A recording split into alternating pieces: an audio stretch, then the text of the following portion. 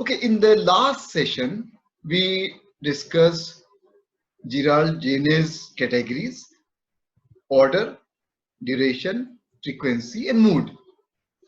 And in mood, we talked about distance, and distance took us to a discussion of the device of telling and the device of showing, diegesis and mimesis.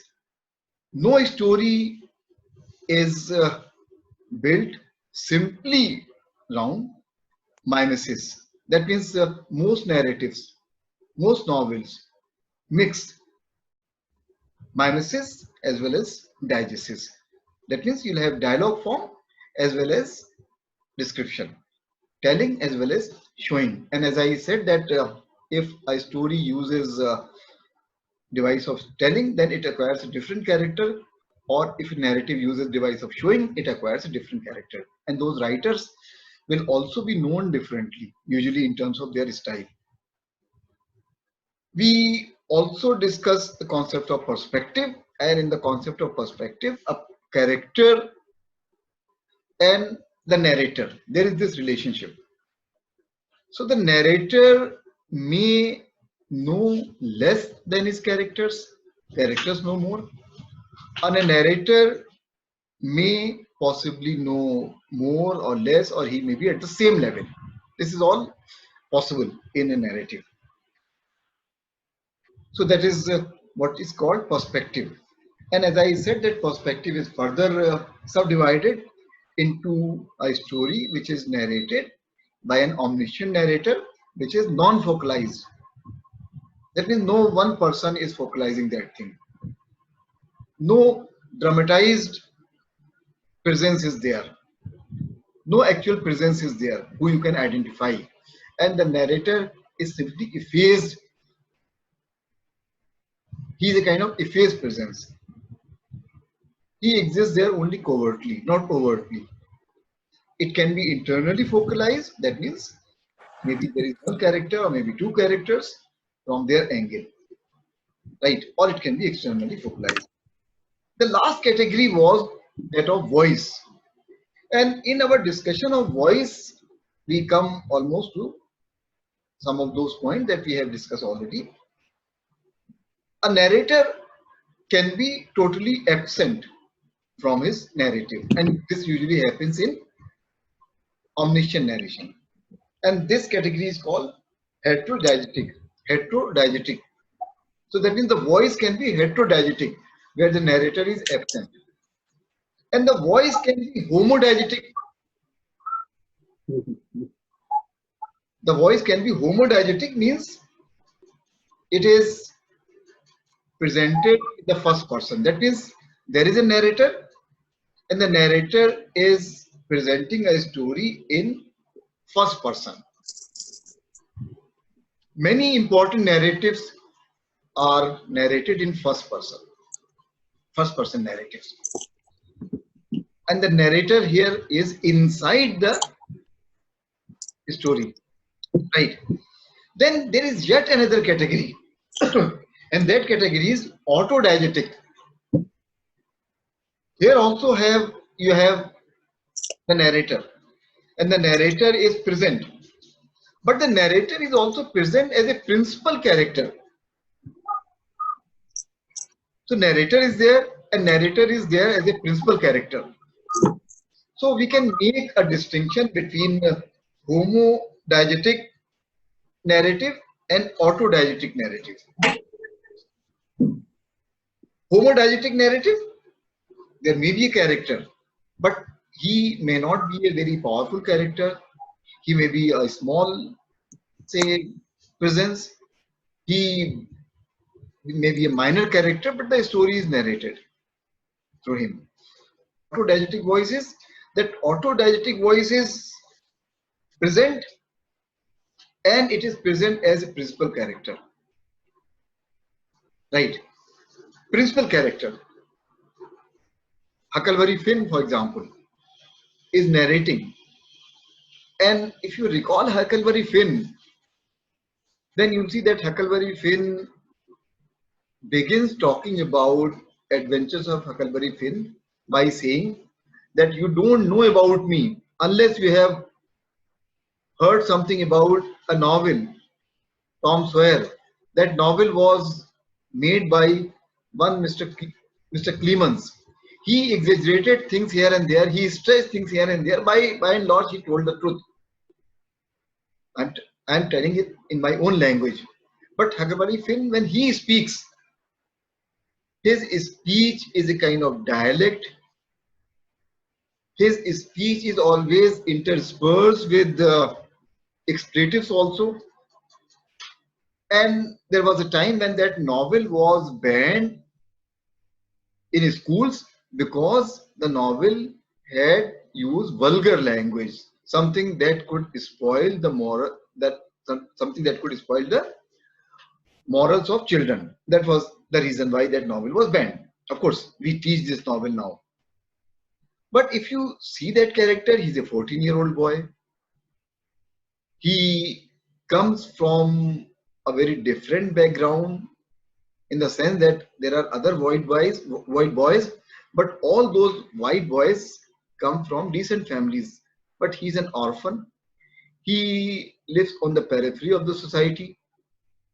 He swears, he smokes, he tells lies. And if you see that entire narrative, then he is the principal character and the story is narrated in first person. And of course, Mark Twain discovered something very important when he started talking about this work, because he wanted to offer a critique of society in the South, which was known for its external piety, but which was corrupt in terms of its morals. It was also a society which did not respect human beings enough. And so this was a place where slaves were considered almost subhuman categories. But when Mark Twain was talking about that society in first person using the voice of Huckleberry Finn, then his narrative suddenly acquired a very different kind of power than it could have had if he had simply told that narrative using a different voice. So voice can make all possible difference, right? And that means we read a novel and we also read a novel to see the voice which is narrating the novel. And that is how your study of a novel becomes very different from the study of a person who is not a student of literature or who is simply reading for pleasure. So our discussion of Genette is complete in a way. But here, by way of recalling some other categories, we can just mention that there is a narrator called self-conscious narrator, where the narrator is conscious of the fact that he is narrating a story, where the narrator knows that what he is telling his readers, that is a story, that is not something which is real. The kind of narrator, the kind of narrative with Shulsky preferred, where when he talked about this, his concept of laying bare, a writer laying bare his technique, and there Tristram Shandy was a beautiful example of that kind of narrative. And of course, there are many other categories which are discussed by Wayne Booth in his famous work, The Rhetoric of Fiction. And you know that Gerald Genette acknowledged Booth, Percy Lubbock, and all other theorists who had written before him. But what he has done, he has refined many of those categories of a narrator or a narrative that others have talked about. And his work provides a very comprehensive terminology. Now, what I can do is, and again, I am very much aware of the question that must be there in your mind, that how to apply this. We have already talked about some of those concepts and their application. Now I must read a few more examples from actual works to explain all these concepts that we have discussed, and then probably you can select your own examples. And once you select your own examples, that means you are learning this art of application, right? So let me just read one or two examples randomly. And here, many of you would have seen the film The Fight Club. How many of you have seen the film Fight Club? Can you just raise your hand? The Fight Club, it's a cult film, right? And you know that this film is also based on a novel. And if you recall the first scene in Fight Club, there is a character and there is another character.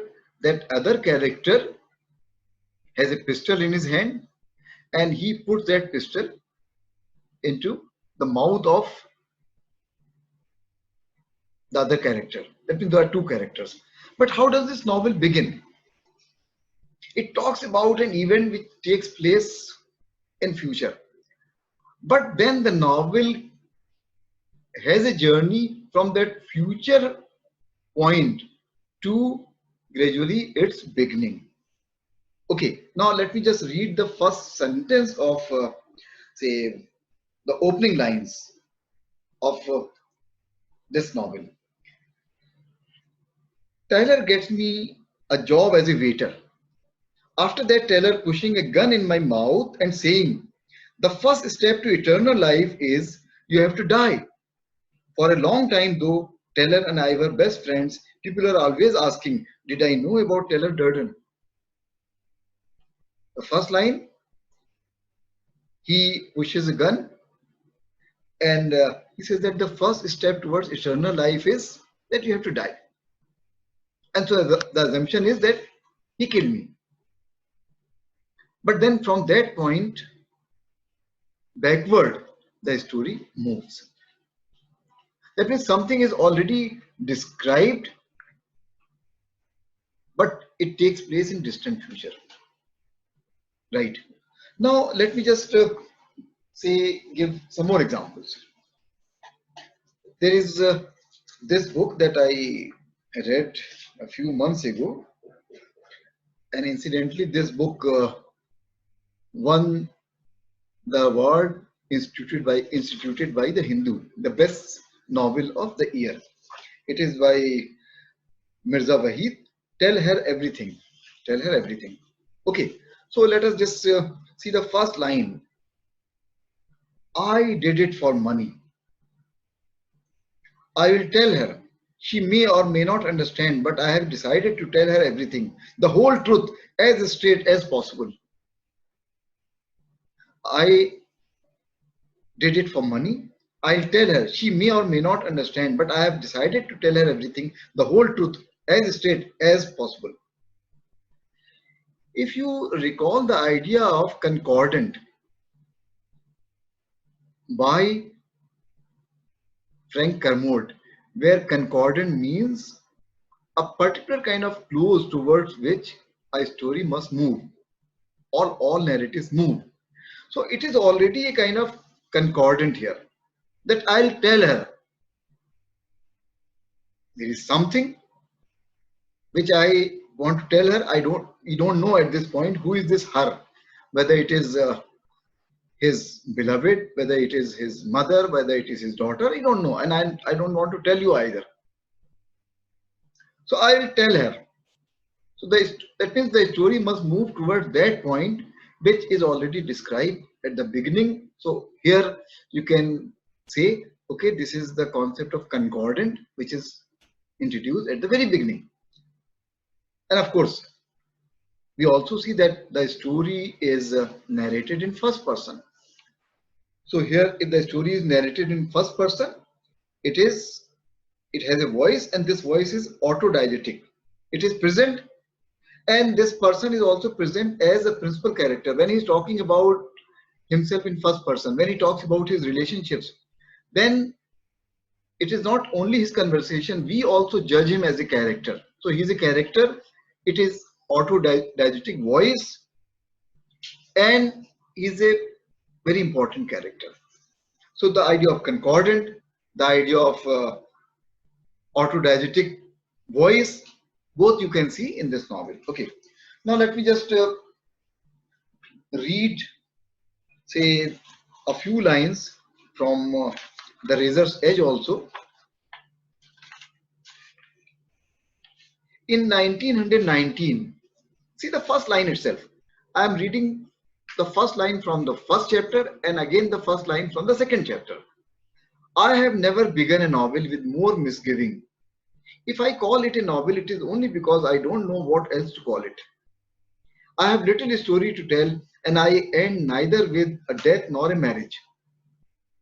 Death ends all things, and so is the comprehensive conclusion of a story, but marriage finishes it very properly too, and the sophisticated are ill advised to sneer at what is by convention termed a happy ending. If you see here, I. Now, this I knows quite a lot about storytelling. He knows that in this novel, he will not end with death, and probably he will not end with happy ending either. That means these are two important devices which are used to usually end a narrative. Happy ending usually is the case in comedies, and death is usually the case in tragedies, but it is not always the case, but usually there are some devices. And remember the words of Christian Metz, that all stories have a beginning and they have an end. But here in this story, the narrator is also familiar with devices of storytelling. But as we read this novel further, and we see other characters addressing this narrator as Mr. Somerset Maugham, as Somerset Maugham. So you know that, oh, this is Somerset Maugham. This is Somerset Maugham, who is an established novelist, and probably he was an established novelist even at the time when he wrote this story. But here, Somerset Maugham is also present as a character, but not as probably a principal character. So he is there inside the story. He is presenting the story in first person, and he is also familiar with all those devices of storytelling, because he is present there not only as a character, he is present there as himself, as Somerset Maugham. So you read a novel and you can identify many of these categories. Okay, now let us think about the first sentence of the second chapter. In 1919, I happened to be in Chicago on my way to the Far East, and for reasons that have nothing to do with this narrative, I was staying there for 2 or 3 weeks. He is referring to this, his narrative. He is referring to this work as a narrative. So obviously, it is also the case that this novel introduces a self-conscious narrator, one who knows that he is telling a story. Fine. Now, in this manner, we can possibly read most stories, most novels. And these devices help us in identifying a certain style also, and how the style of writing of a writer is different from the style of maybe another writer. Okay, now while reading this novel, I also noted certain other things also, right? Now, what are those other things? I'll just the razor's edge. I saw that this novel had names of food items and drinks of all possible kinds, right? So that means the narrator was also describing those things. The novel is set in Chicago, and the novel also talks about Paris. And you know that Paris was the intellectual center of the world at that time, say in the early 20th century. Most important writers were living in Paris. But what I find interesting about this novel, that it talks about names of all possible food items, all possible drinks. So obviously when somebody mentions wine, wine is a very generic term. You can have all kinds of wines. All those things are described. And then there are paintings and painters, they are described. Names of buildings and institutions, they are described. And even the reading list of a particular character, that is described. That means the novelist also uses actually the device of telling a great deal when he describes those things. But when characters talk about those paintings, you know that he is using the device of showing. when characters discuss a painting, when characters discuss a particular food item, when characters meet in a restaurant and they order something, then the narrator is using the device of showing, right? So coming back to Amreen's question, narratology in this respect is very important, that it introduces number of categories, it gives us terminology, it gives us ideas, and we can possibly carry those ideas, those terms, and read novels with the help of those terms and those the concepts. Today I'm going to stop here, but I can take your questions, and not only questions, you can also offer your comments, right? So please, to set the ball rolling, somebody like Amreen can say something, and then of course others will say something. Yeah, Amreen. 30 seconds. 1 minute. Yes. Well, thank you so much, sir. Like what I understood is like, the concept that how to apply it. Now I got an idea, like defining the concept first and then explaining it. That was much comprehensible.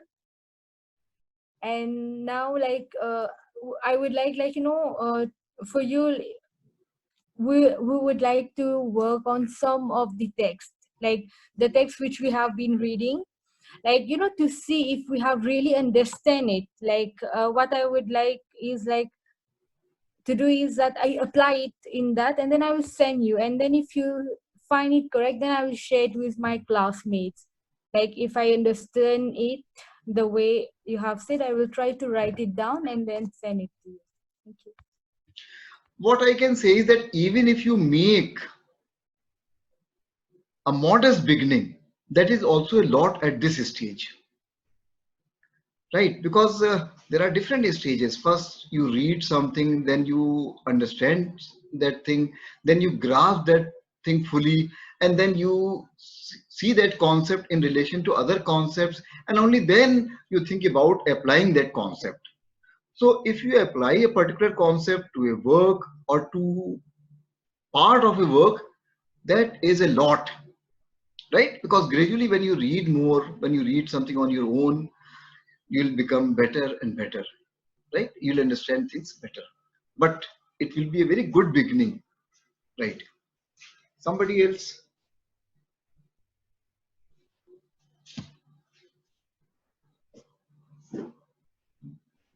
Yes, we must have some other observations.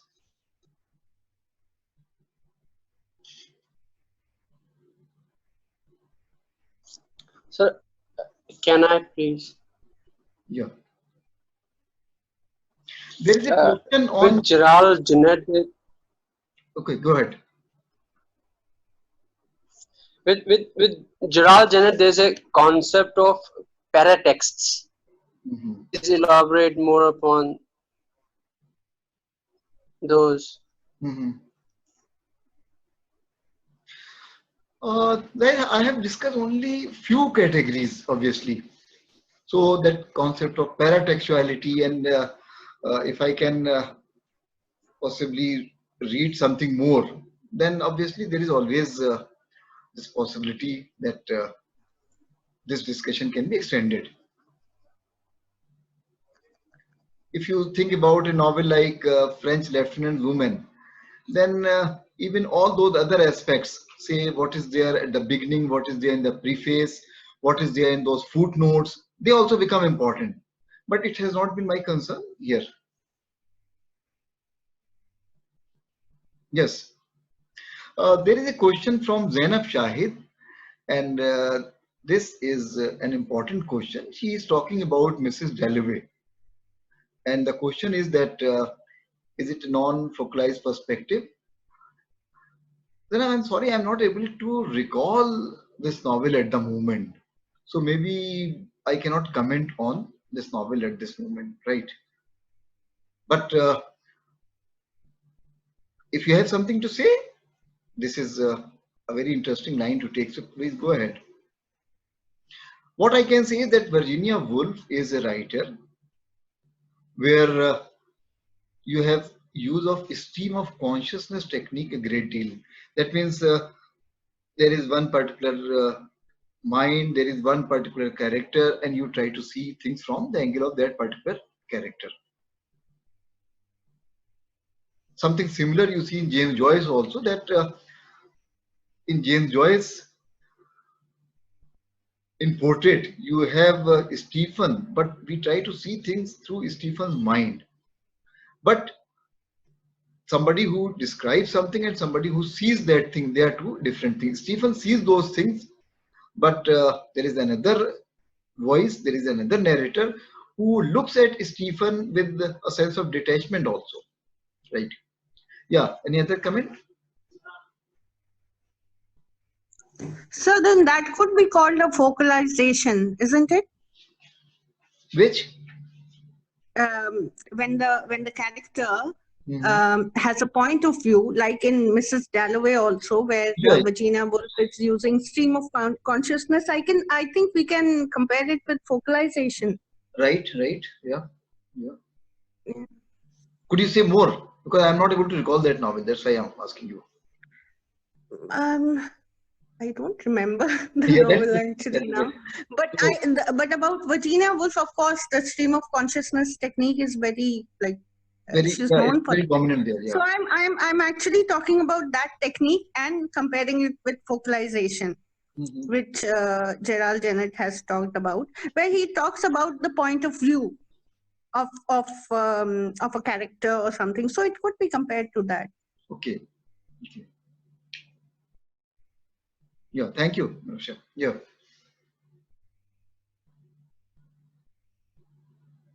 Any other comment? Yeah.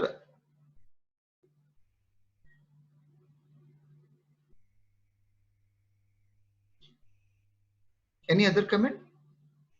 Any other narrative that comes to your mind when you think about these categories? So there's Maybe. also Amitabh Ghosh, The Shadow Lines, where the narrator talk about the main character, and all throughout he knows that he's not alive right now, but he only says that or tells it to the audience at the very end, in the time when there's climax. And also, sir, when you talked about the Razor's Edge, so I've gone through the book, but the whole description, the showing aspect, and the fact that, he talks about a lot of food and wine and drinks. So I didn't really focus a lot on that. And it was now that you say it, I'm like, yeah, there's a lot of things. So never really looked at it from that perspective. I have identified some tasks for the class. Say maybe Okay. talk about that later. Yeah, there is a lot of that, say, discussion of food and of course items. But of course that it also has something to do with the, say, Yes. that war years also. If you recall a novel like The Sun Also Rises, the characters are always say planning a party. They are say going to restaurant. They are going for all those outdoor sports, and you see that they are living life on edge, you can say. But it has something to do with that warriors also, something to do with those warriors, where character were in search of some kind of meaning, and so you see that they try to find meaning somewhere in those things. Yeah. And similarly, that is if you think about say relationship between the characters in Farewell to Arms, there also you can explain those things. I'm also recalling an interesting discussion that I had the other day with another student. I asked her to read Milan Kundera, and she said that I somehow find Milan Kundera very sexist. And you know that in Milan Kundera there is a lot of sex. But again, it also has something to do with this idea that when you have that kind of authoritarian state, that kind of surveillance state where everything is put on surveillance, then probably the human body is the only thing which you have control of. And so if say there is description of sex, description of all those scenes which may appear jarring also. It also has that political connotation, that body is the only place which probably you have control of, human body, right? But then, sir, in Kundera, when we read the unbearable lightness of being, to say that the character is very sexist is, I believe personally, is a very narrow approach, because you see the character going through a spiritual journey himself and coming to terms with life, and likewise the second main character, which is the woman also. So to look at it from purely the paradigm of sexism would be a little constraining to the whole Yes. narrative that Kundera sets forth. Yeah. Yes. Any other comment? So maybe we can conclude this discussion, and we will take up now another very important aspect of structuralism, which has become an independent field, and that field is semiotics or semiology. Again, it has its roots in structuralism, and there you'll see, if you study semiotics, you'll see its application probably in so many places. So many texts can be seen through the prism of semiotics. Okay, goodbye.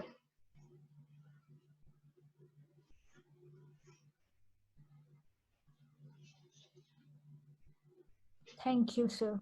Thank you. Thank you, sir. Okay, I take your leave. Okay, sir. Thank you so much.